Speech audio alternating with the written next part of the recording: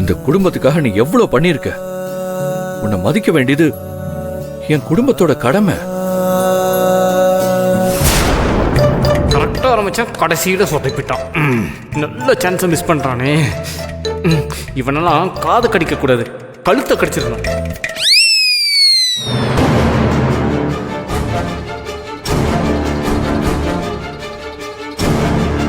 இவன் மனசுக்குள்ள என்னதான் ஓடுது?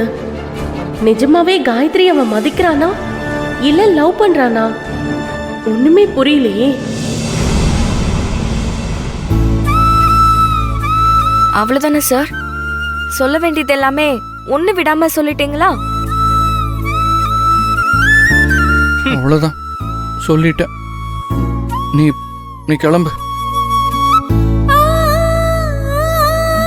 இத நீங்க 1000 தடவை சொல்லிட்டீங்க. அப்ப கூட ஏதோ புதுசா சொல்ற மாதிரி சொல்றீங்க பாருங்களேன். உங்க திறமை வேற யாருக்கும் வராது சார்.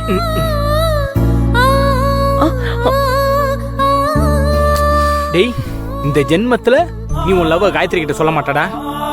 நல்லா தான்டா போயிட்டு இருந்த, ஏன்டா திடீர்னு கடைசி நேரத்துக்கு சொதப்பன?